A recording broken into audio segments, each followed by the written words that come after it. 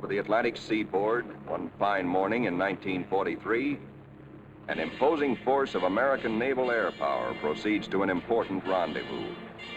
This force is the aircraft complement of a new carrier: fighters, dive bombers, torpedo bombers. With the air group commander leading everyone, they are flying out to sea to join the ship which will be their floating home and fighting base. He is one of many carriers which the American people have built since Pearl Harbor to destroy the enemy in his own part of the world, far away. And there now is our base, powerful and serene. In honor of all American aircraft carriers, let us call her the Fighting Lady.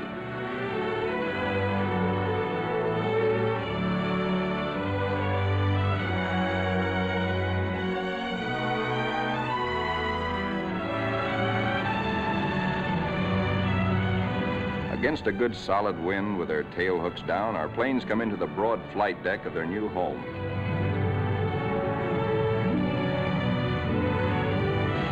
In case the plane's hook fails to catch the arresting gear, there's a series of stout wire barriers. Number one man on the flight deck just now is the LSO, the landing signal officer, always a flyer himself. Like all aviators, he'd much rather be flying.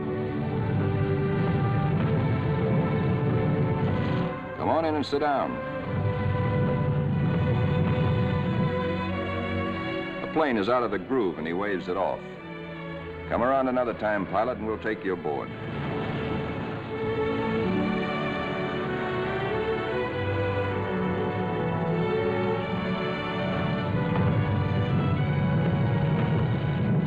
When planes land, they taxi quickly forward out of the way. Later, they'll have to be shifted to the stern and rearranged in proper position for takeoff. This is called respotting the deck. Here is our skipper, Jocko, a veteran Navy flyer, Annapolis, 1917. He is not impressed by our earnest efforts, nor are the flight deck control officers. The skipper calls all hands together and gives us a piece of his mind. We'll never be ready for combat unless you flight deck crews learn right now to work as a team. Don't you men realize that before long we'll be in dangerous waters? That's too slow. Bear a hand.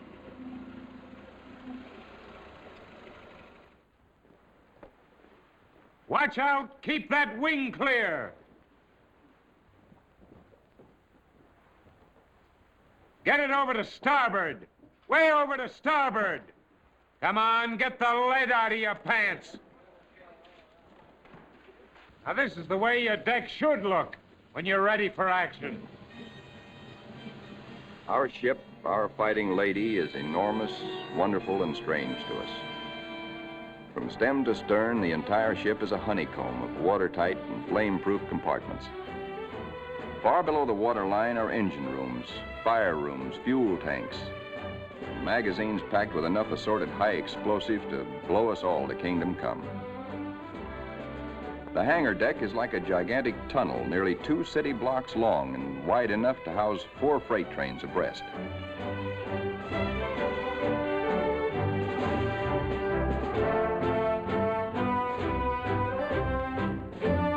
It'll take us a week, a month maybe, to learn our way around. These new surroundings are as mysterious to us as they are cold and impersonal. Our Fighting Lady is like a huge floating cave, noisy and uncomfortable.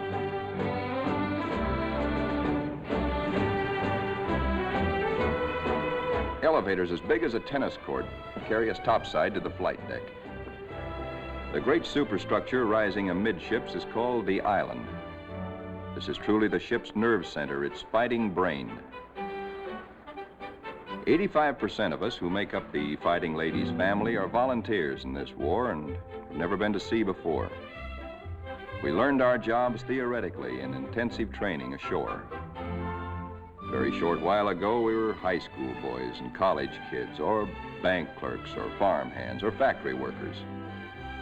Now we are blue jackets and Marines, all members of a naval combat team nearly 3,000 strong.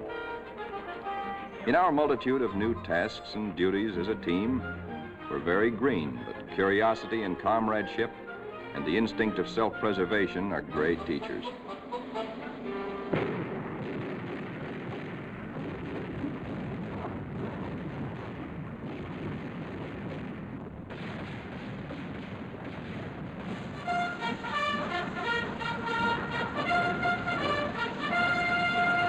Some of us have to master the delicate and complicated instruments which control the fire of our 5-inch batteries, the guns that must defend the fighting lady when enemy dive bombers and torpedo planes attack.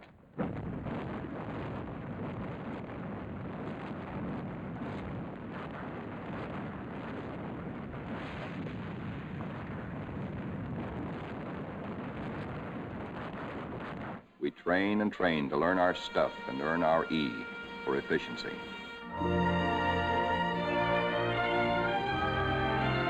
The fighting lady's destination is still a closely guarded secret, but no one can hide the fact that we are entering tropical waters. Our ship seems more friendly and comfortable now, and we greenhorns feel that a suntan will at least make us look like fighting sailors. Even our mascot, Scrappy, has been at sea longer than most of us.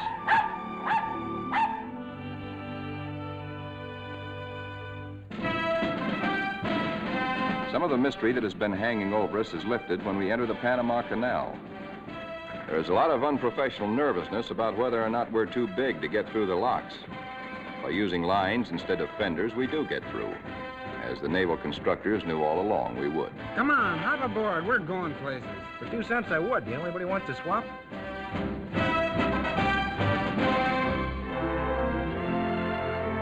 Now we stand out into the Pacific, and life aboard settles down into monotony. Here are our aircraft pilots, officers all. Ship's company call them the glamour boys. They are the men who fly and fight our planes. All the efforts of all the rest of us are concentrated on putting these people into the air and getting them back again. Most of us are hiding a certain amount of nervousness and anxiety, for many of us are Johnny-come-latelys, reserve officers who only recently learned to fly at Corpus Christi and Jacksonville. Others among us are specialists who trained at Quonset Point, Rhode Island. Reserves are called by the regulars, in a friendly way, 90-day wonders. In return, the Annapolis regulars are called the trade school boys. But whether Quonset or Annapolis, all are bound together in the fraternity, the close fellowship of Navy men.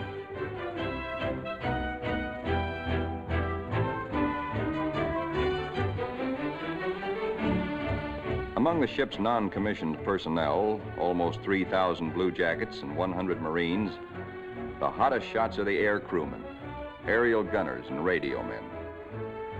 These boys and the plane captains are the partners of the glamour boys in the air. By non-flying blue jackets, they are called Zoom pigeons or Airedales. And because they receive 50% extra pay for flying, they are sometimes referred to as the bankroll boys.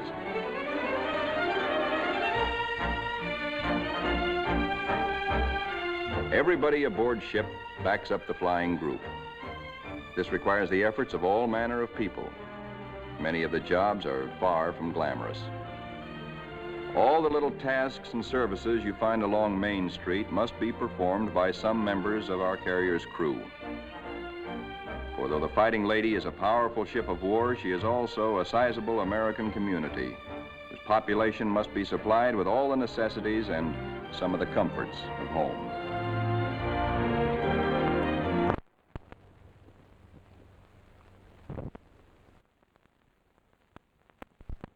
Doc Sorensen, the pharmacist's mate, is just like a village druggist. And next door is our hospital called Sick Bay. It has only a few patients now, but soon it is to be filled with our wounded. Men like these who perform the humble jobs that make life aboard a fighting carrier more bearable, the barbers and the cobblers, are seldom mentioned in communiques. They all have a place in our fighting team. Weeks pass. Now we are far out into the Pacific, which is a very considerable body of water. Monotony shuts down on us between our duties. Guessing where we're bound is still our chief pastime. Will we put into Pearl? Are we going to Iron Bottom Bay? Or maybe even to the Aleutians? All such gossip and rumor are called scuttlebutt or drinking fountain conversation.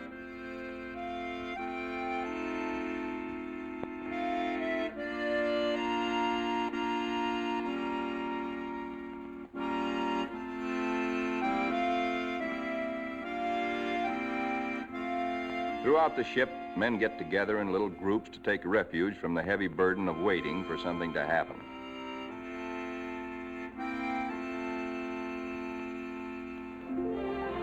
And then one day, out of nowhere, comes a fast fleet tanker, and we're refueled at sea. This tells us something. This tells us that we are not going to Pearl or any other land base for a long, long time.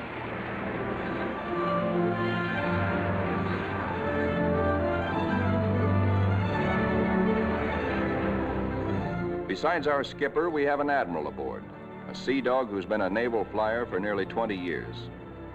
Until now, only these officers have known where we are to go. But now Jocko, our captain, confers with the air group commander and reveals the plan. The Fighting Lady has been ordered to make a strike. She will pass through waters where no carrier task force has ventured since the bloody Battle of Midway. Remember, this is 1943, long before we took the Marshall Islands. Weather studies are made, and though this is a daily routine, somehow the whole ship senses that something is about to happen. Even before the news is broadcast to all of us, there's a new tension and atmosphere of expectancy. And then we are told we have traveled more than 7,000 miles from Panama, so that tomorrow, August 30th, 1943, we can strike the Jap base at Marcus Island, deep within the enemy's ring of defenses. The evening before our first strike, the air group commander briefs all his pilots with maps and a model of our target. We are sticking out our necks to within 1,000 miles of Tokyo to divert the Japs' attention from other American activities far south and east of Marcus. Those of us who have never before been in battle, that's most of us, ask a lot of questions of those who have seen action. Rear seat gunners, don't break off until you're practically on the same course and right astern of the enemy. Then push over fast. Outwardly, we try to seem composed and cheerful, but a lot's going on inside our minds. We question our most inner selves. What'll it be like? How'll we take it? Will we do all right? This is the night when a lot of boys write one more letter home.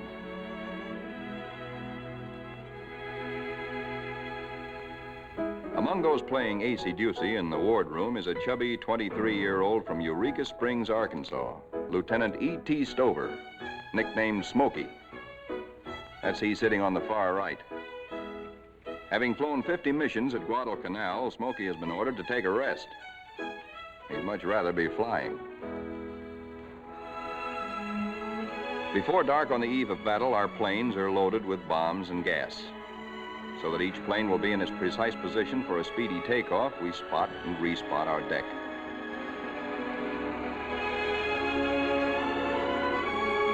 Now all is perfect. We will strike at dawn. And now GQ, General Quarters.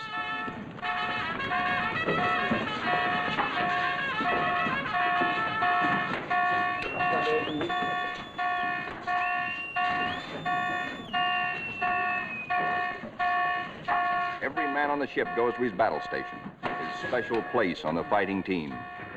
George, the barber, will pass ammunition. Leo, the baker, will be a sky lookout. Frank, the tailor, is assigned to a first aid station. Pilots are in their ready rooms. Each squadron, fighter, bomber, torpedo bomber, assemble separately. Flyers get into their flight gear and receive last-minute data and instructions.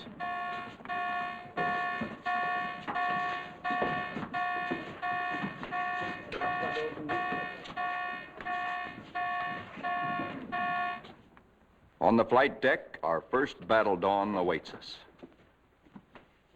Our whole ship is on hair trigger. The Fighting Lady is hardly 100 miles from the first target of her career. These last few minutes before the order for our first action are the toughest time of all.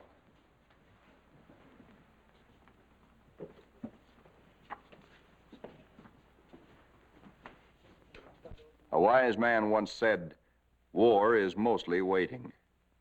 We learn now what that can mean. At last the word comes. Pilots, man your planes. Ready Room 3, roger. Pilots, man your planes.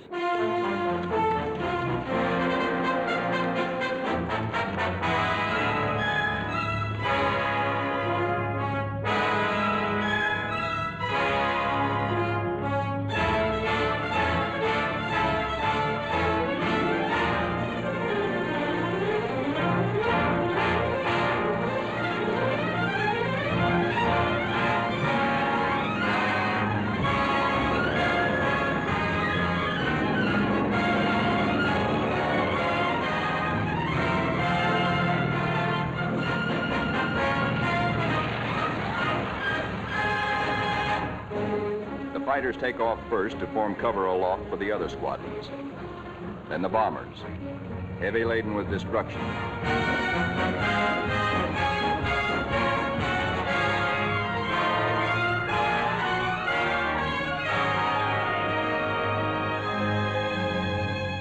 The sun has risen now, and our escorts are alert for enemy submarines. But the Fighting Lady steams boldly toward our target to lessen the distance for our planes when they return.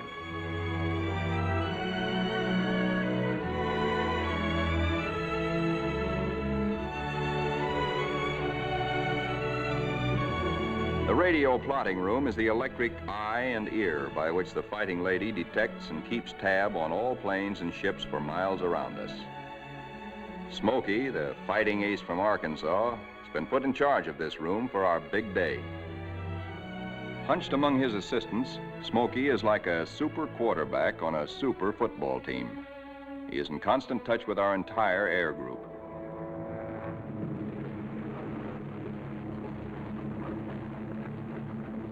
As our first fighters race in toward Marcus Island, they stay low, hoping to escape detection by the enemy's radar. Then they climb suddenly and dive. A surprise strafing attack on the enemy's airstrips. These red balls floating up at us so lazily are anti-aircraft fire. There is 3 times as much of it coming up at us as we can see, because only 1 shell in 3 is a tracer. What look like fiery polywogs are tracers from our own wing guns. The ack-ack is much heavier than expected, but through it we go to knock out enemy bombers on the ground. All through these battle pictures, realize that we are looking straight down our own gun barrels. These pictures are taken automatically by the same mechanism that operates the guns. Pictures even shake with the gun's recoil. Our eye is now the very eye of our fighting airplane.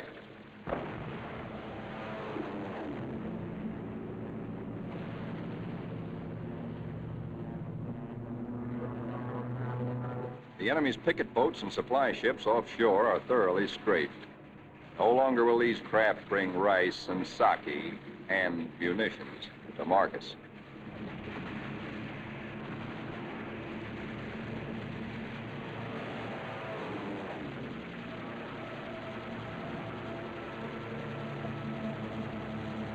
Our bombers flying higher see the island beginning to burn. A moment ago, it looked like a little jade trinket in a cobalt sea.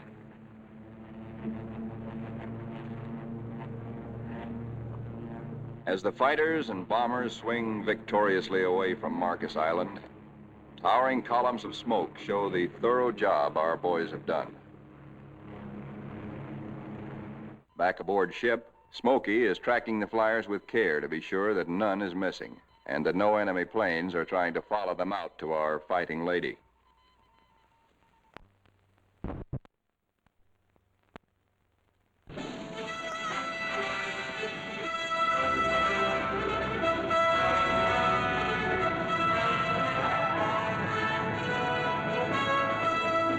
As our planes come aboard, there begins an operation almost as exciting as the attack itself. A ballet after battle, with the plane directors as dancing masters. The whirling propellers fill this scene with danger, but now our crews are trained and adept.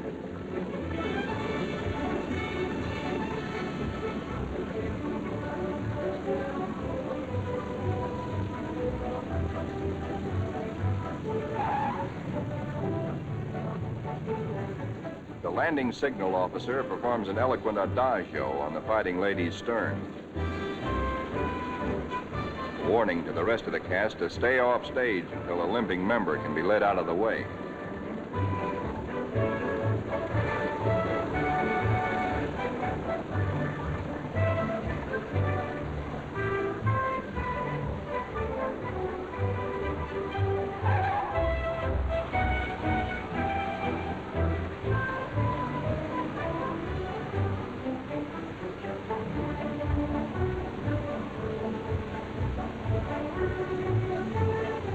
Pilots go below to report to their combat intelligence officers.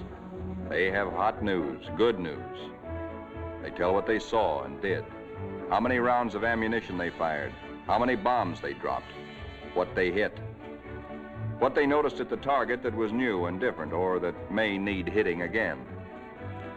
As the reports are added up and our combat photographers develop their pictures, the story becomes better and better. Every single Jap bomber on Marcus has been destroyed. 80% of the shore installations blasted or set afire. Hangars, radio stations, gas dumps, ammunition dumps. Marcus is now a lovely mess. In the radio plot, Smokey's worried. There are planes still up there and he's wondering about them. They are ours, though, delayed by battle damage. Landing a shot-up plane on the carrier is a crucial test of how well-trained, how alert and steady a naval flyer is.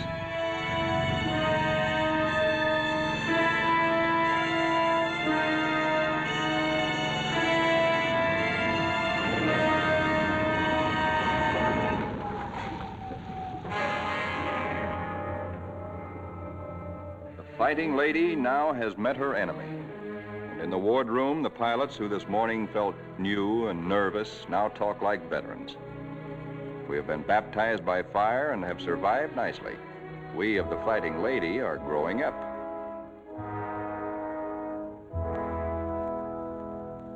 The admiral of our task force knows the overall strategy of the whole Pacific campaign: to smash straight through Japan's outer network of islands, to recapture the Philippines and land on the mainland of Asia. Thus, we will deny Japan supplies from Malaya and the Dutch East Indies and leave her far-flung island garrisons marooned. Then we will reach out and really help our ally China. Months after Marcus, this campaign is well started. Our carrier task forces have been in many battles. And now, early in 1944, the Fighting Lady's target is Kwajalein in the Marshall Islands. These are Jap Zeros. Fighter screen being pierced by our planes and planes from 8 other carriers, preparatory to strafing Kwajalein and bombing it apart. Our fighter pilots have improved with practice, with the confidence that comes from experience. They estimate their range by watching their tracers. They hold their fire until their wing gun bullets converge at 300 yards. Shoot in bursts instead of in steady streams, which heat up the guns and spend ammunition.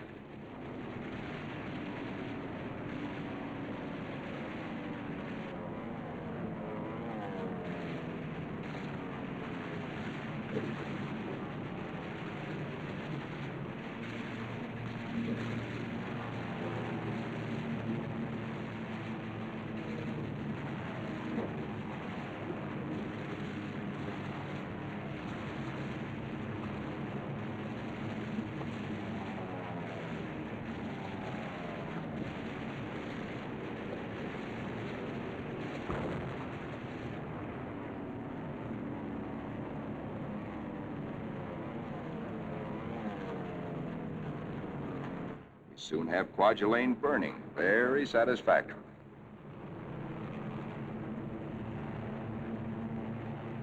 After our bombing attacks and heavy shelling by our surface ships, assault craft filled with Marines and Army hit the beaches. And very soon after that, Kwajalein is ours.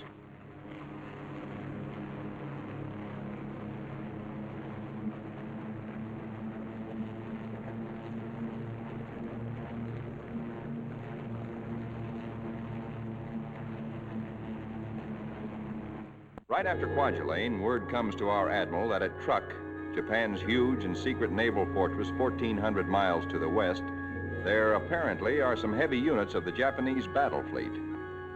Perhaps we can surprise them. Again, the Fighting Ladies Squadron and squadrons from other carriers take off for combat. A lot of mouths are dry at the thought that our target is mighty Truk. The rear seat gunners look back at the Fighting Lady, wondering when and if they will ever return to her.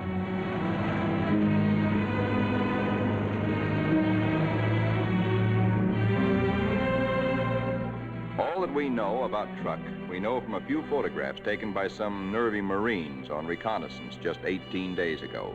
We hear that it is a complex of heavily fortified islands surrounded by airstrips, with naval anchorages at certain spots among the islands. For the next 2 days, more than 1,000 of our carrier-based planes are going to sweep in on Truk in relays. The planes appear to float gently off our bow. Actually, their airspeed is a good 70 knots. Diving in on Truk, we again turn on our guns and their synchronized cameras. Truk's defenders are aloft and we smack them hard.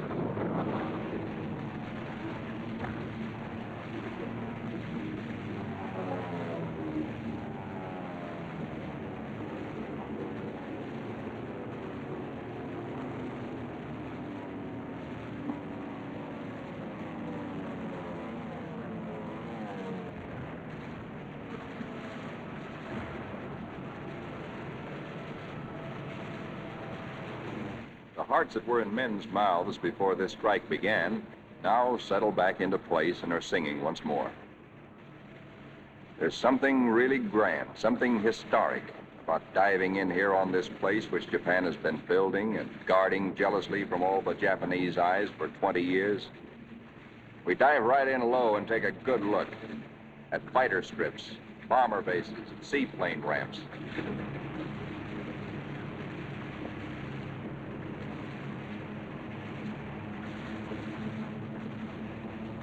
In an almost vertical dive, the pilot may black out or go blind for a moment when he pulls up and out at the bottom. But the camera won't black out. It cannot see the landing of our own bomb, for we'll be up and away before that reaches the target. But it records the hits of other planes ahead of us.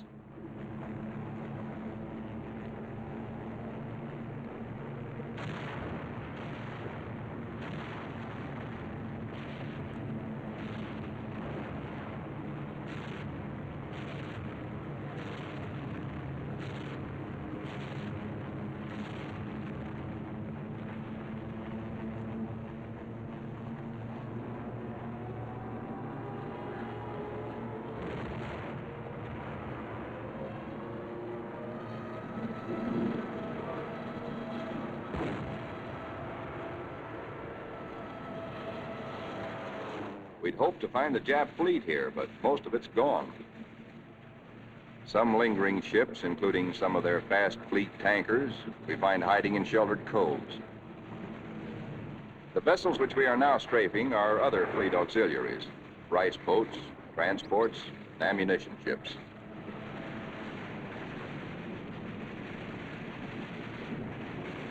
With bursts of 50 caliber incendiaries and armor-piercing slugs, we set them on fire, rip them open, often wide enough to sink.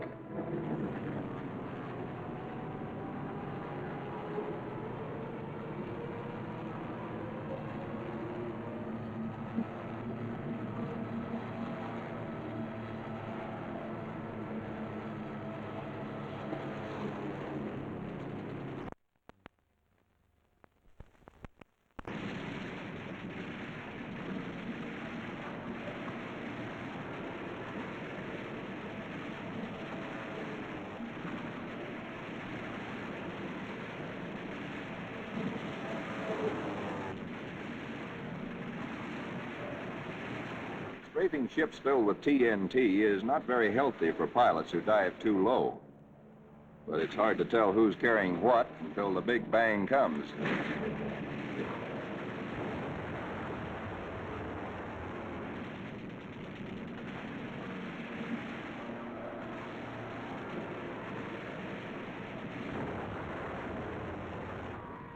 Returning to the deck at 130 miles an hour with a flap shot away, all a pilot can hope to save is his own skin. Here comes our new air group commander. He's had a bit of trouble. His windshield is blotted with blood, and he has to feel his way aboard. Strafing at low altitude, he took a 40-millimeter anti-aircraft burst right in the face. More than 200 wounds, and his plane a sieve. But he'll live to fly again. Some planes will not return, but others come back and land somehow, anyhow. Considering the toughness of Truk, our losses are astonishingly light. No time is lost getting casualties below.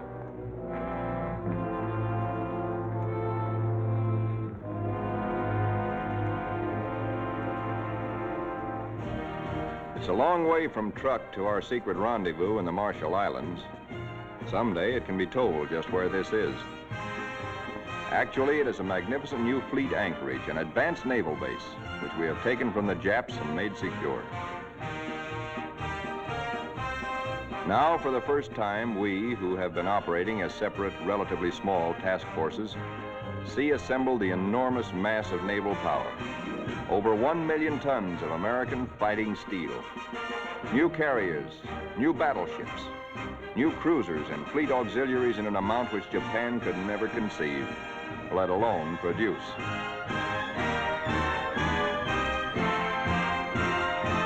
That we are able to maintain supply lines over the vast distances of the Pacific is one of the miracles of this war. In the comforting presence of so much power, we relax and refresh our battle-strained nerves. Pushing my head under. Hey, Benny, when you gonna die? Who taught you to swim? Hey!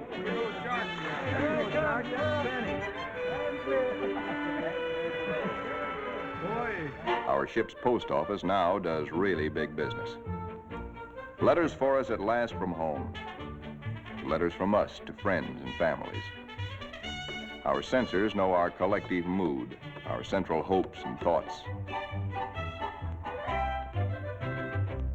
The stuff is really getting out here now.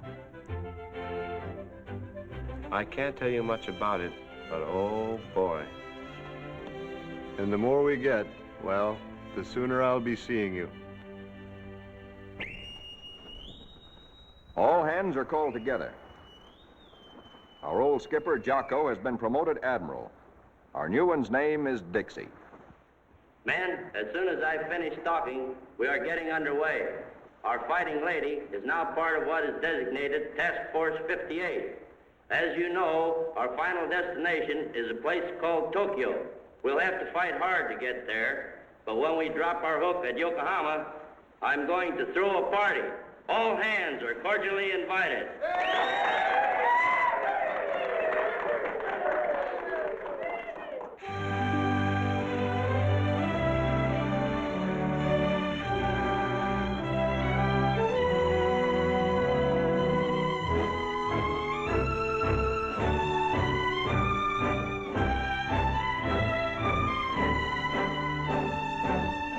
Our task forces are built compactly now around carriers like ourselves with speedy new battle wagons at our side.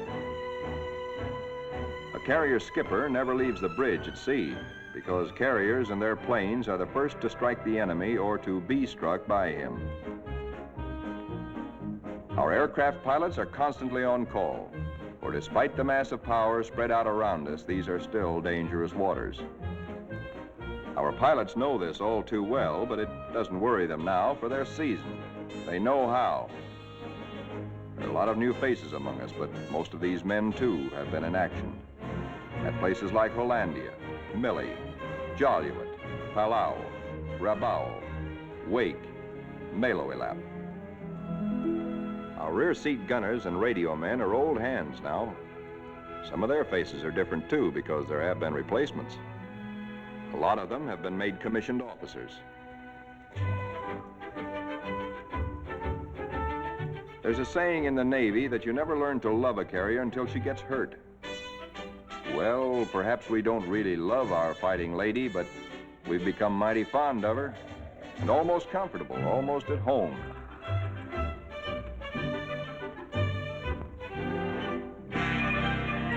Occasionally, our shipboard movies bring us that one thing we crave the most, one touch of something utterly American, one deep breath of home.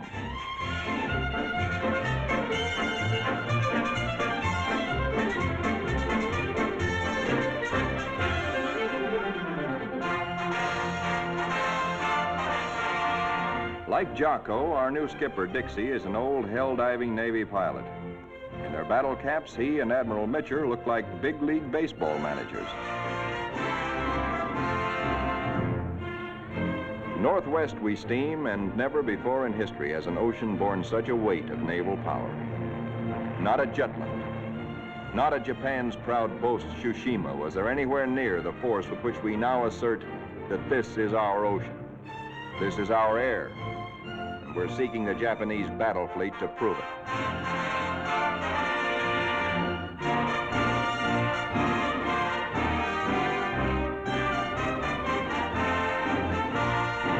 With our cruisers and our biggest new battle wagons present, we are strong enough to hope, really to hope, that we may provoke the Japanese fleet into accepting a fight.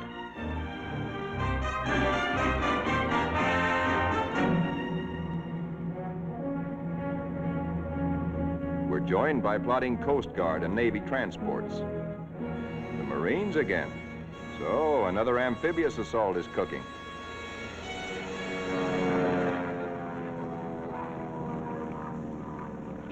Uh-oh. Our patrols have spotted an enemy search plane and are after her. He's a big bird. 20-ton, four-motored Kawanishi seaplane, the kind we call Emily's.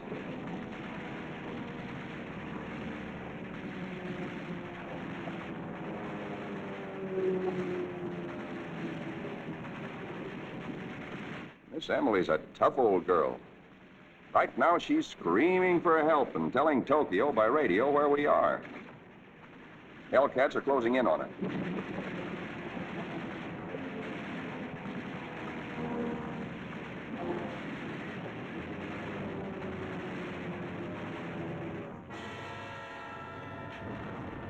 So long, Emily.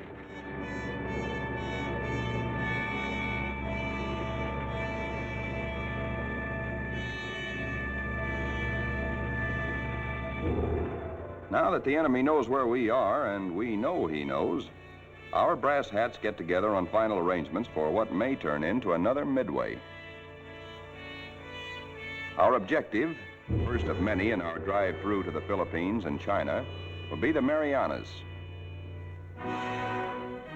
In battles just ahead of us, we are to make good use of a multitude of weapons, special devices, and techniques which have been evolved through the 30 years since the U.S. Navy first took to the air.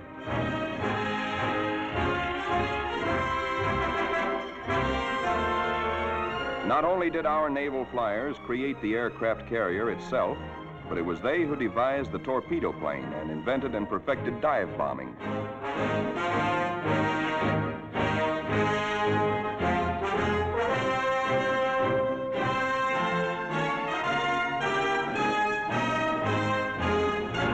Disposed about our flight decks so that planes can be quickly armed are all manner of death-dealing objects.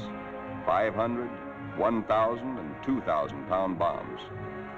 We have torpedoes and incendiaries, and the kind of anti-personnel bombs we call daisy cutters.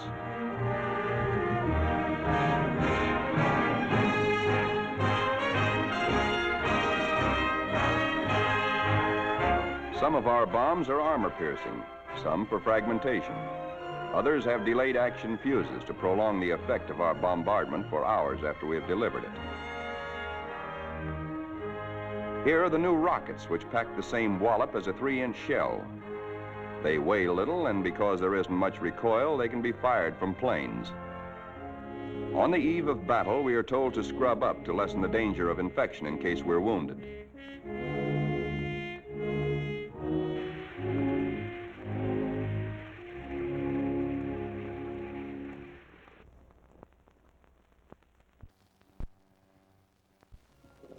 As well as our bodies, most of us prepare our souls.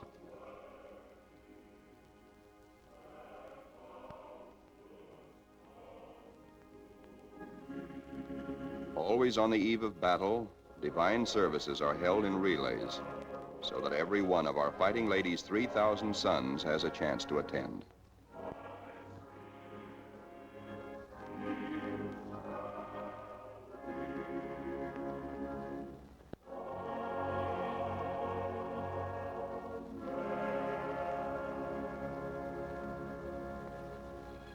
As the eve before battle lengthens, there is the usual waiting.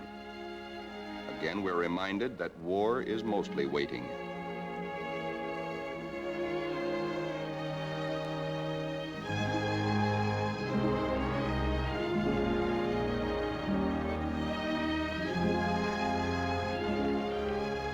Because all cooks and bakers must soon be at their battle stations, they work all night long preparing a hearty meal of steak and eggs for our 3 a.m. battle breakfast.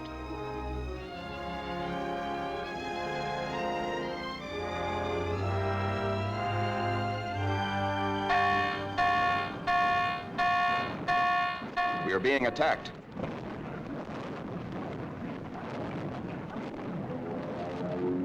We are being attacked by Japanese torpedo planes skimming in after us, wing to water.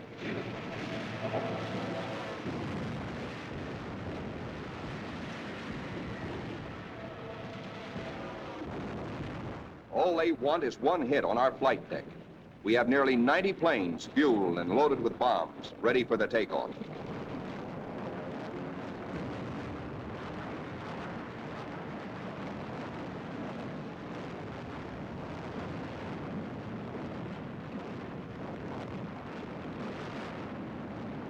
Each patch of flame is a burning Jap.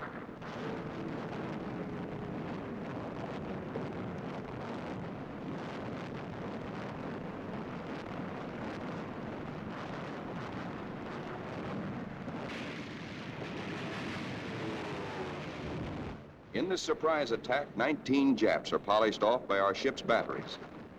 Not a single carrier is hit. We have been fortunate. So now commences another major moment in the fighting lady's career. Flight quarters sounds. In this modern warfare, the young plane captains are to their pilots what squires were to armored knights of old. In this operation, typical of many more to come, a lot of other fighting ladies will be involved. And nearly 2,000 carrier-based planes, all of them attacking in air groups like our own.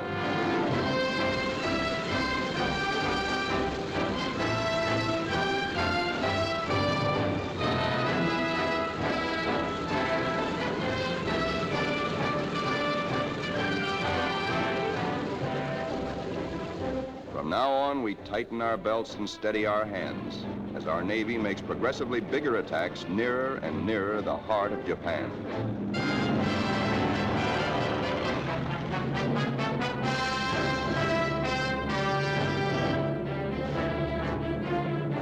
At his post and radio plot, tracking down enemy planes and cursing the luck that keeps him out of the air, Smokey chafes at being grounded on a day like this, especially when targets are juicy ones. All the Jap air bases and military installations in the Marianas, and a special prize package, Guam, the island which we did not fortify, but the Japs did. Now comes word that the Japs have sent strong air reinforcements to Tinian, which flanks Guam. Again, our synchronized cameras record, as no human eye and memory could record, just what our guns and bombs do to the enemy. These pictures enable our air combat intelligence officers to assess the damage as we swoop down upon Tinian.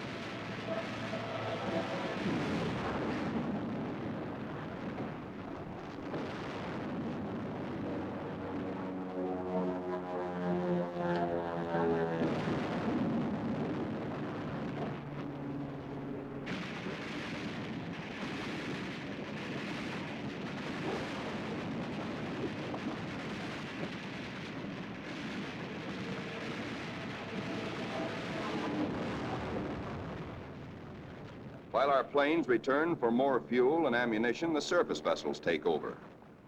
A prodigious naval barrage to prepare the beaches our assault forces are going to hit. Not only our newest, but some of our oldest and proudest battleships are here. The Colorado, the Tennessee, and the USS Pennsylvania, flagship of World War I.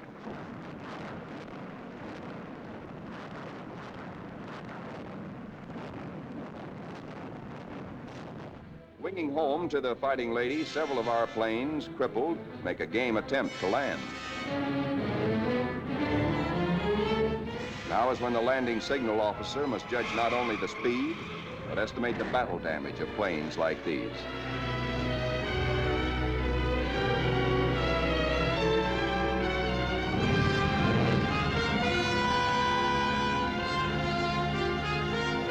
And flight deck emergency crews, firefighters, rescue details, and medical corpsmen exhibit almost incredible courage.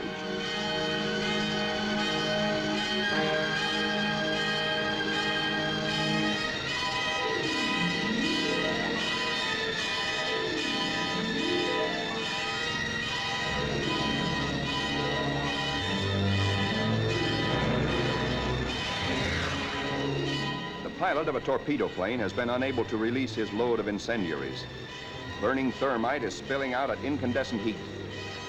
In the plane's tanks remain about 75 gallons of high-octane gas. The men who brave this danger to save pilot and crew deserve every citation they get.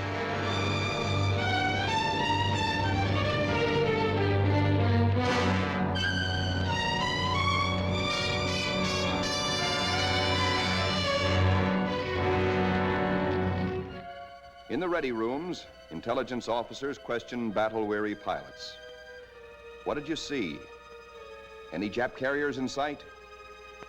Are you sure they were carrier-based planes? Then from radio plot comes uncomfortable news. Torpedo planes and dive bombers from enemy aircraft carriers are approaching. All hands, man your battle stations. To our engine room go orders for flank speed, which is a few knots faster than full speed, in case we need to take evasive action. All boilers are lighted to let the Fighting Lady outdo herself if necessary. The engine room people turn on the heat, and the propeller shafts churn like fate in their alleys.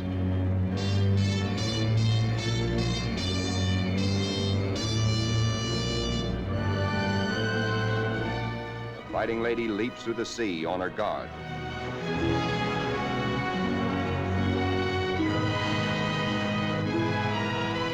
Skipper Dixie gears himself for action, and so does wise old Scrappy.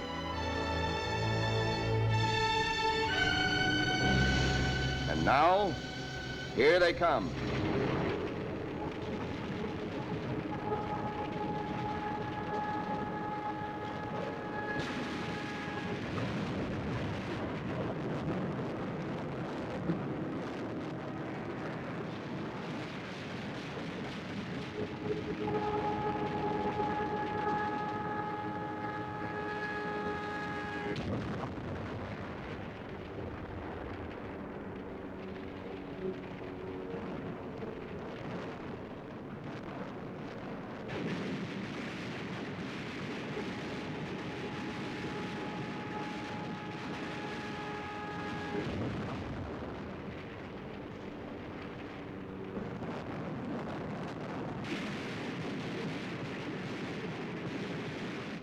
Jap Jill, torpedo bomber, miraculously keeps coming through our wall of flak. He's approaching us fast with a life that must be charmed. Our gunners throw everything they've got, but still she comes. If he ever releases that torpedo,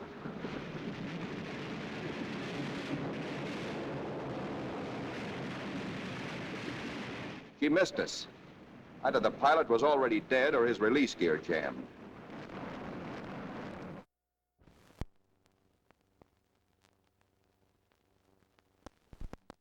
When Smokey, the pride of Arkansas, hears about that one, he almost takes off. Now our reconnaissance has spotted the Japanese task forces. This is the moment we've been fighting and praying for. Every plane that can fly and every qualified pilot is ordered into the air. At last, Smokey gets his chance to fly again. Pilots, man your planes. Pilots, man your planes.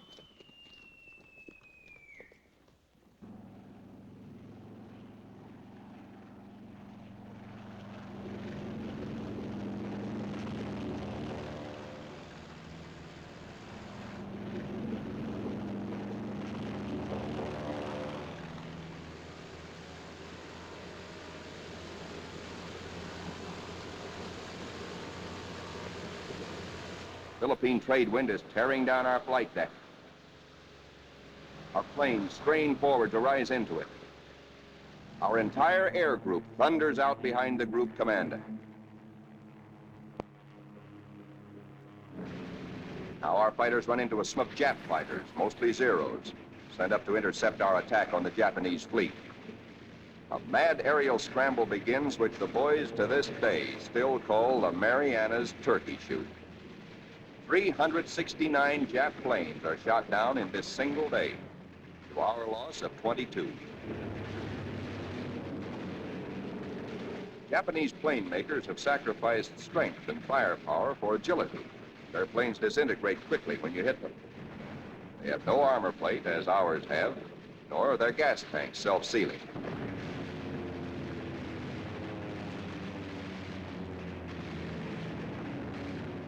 Little monkeys are fancy flyers. They think aerobatics can win dogfights, whereas we believe in smooth flying and careful shooting.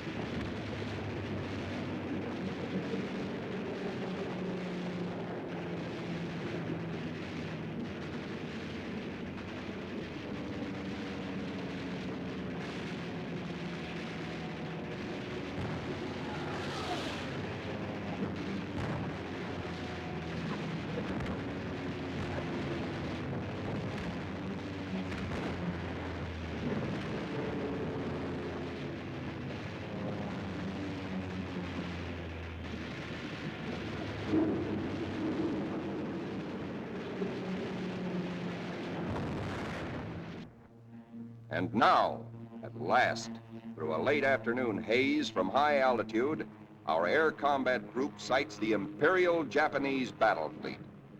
These are the first pictures ever taken of a great enemy naval formation like this.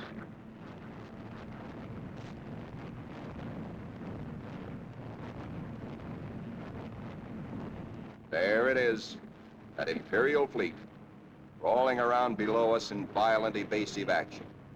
Us looking down on them in the seas they think they own. Some of these Japanese ships are scampering away at better than 40 knots. When you bore straight down on them, they twist, squirm.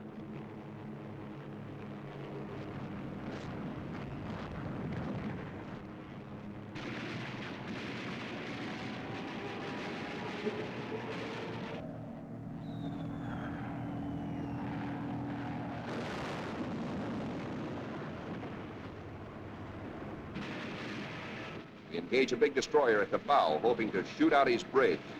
And he shoots back plenty.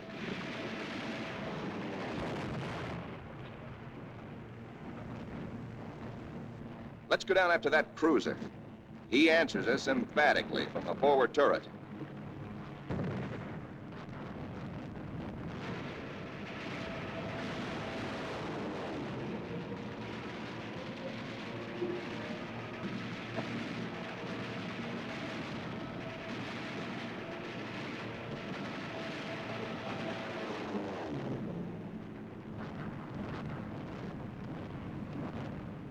Now a 25,000-ton Jap carrier of the Hayataka class is going to get it.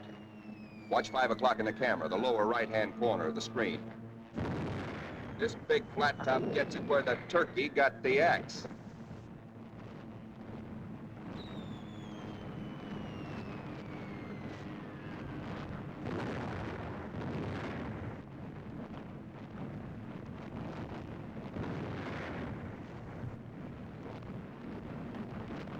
When you touch off some of these babies, just watch this one. And now we come home from the Battle of the Philippine Sea. 17 Jap warships have been sunk or severely damaged. Several of our returning planes have been badly shot up. A dive bomber comes in out of gas. He pulls off to starboard, but noses over because his wheels are down.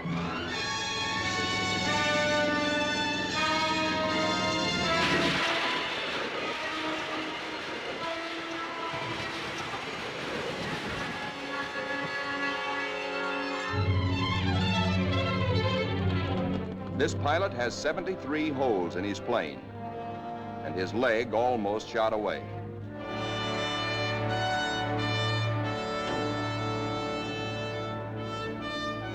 To clear the deck for other planes, number 30, badly damaged, is jettisoned, given the deep 6.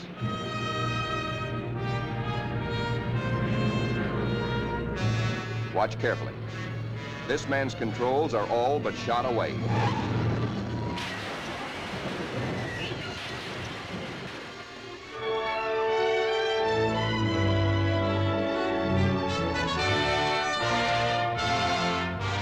Steps out of it, smiling.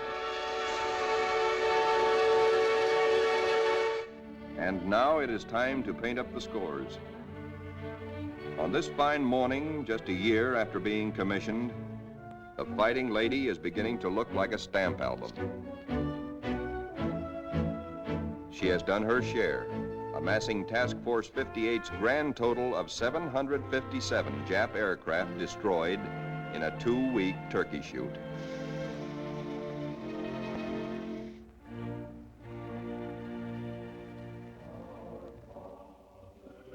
But there's another score to add up. Our own casualties.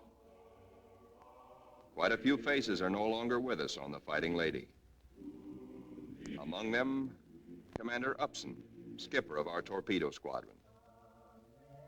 Lieutenant Pappy Condit. Lieutenant John Meehan. And that fightingest gentleman, Lieutenant Smokey Stover.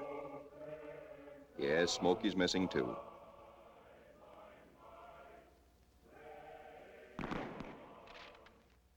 Salute them under their country's flag. For they were brave. They were gallant.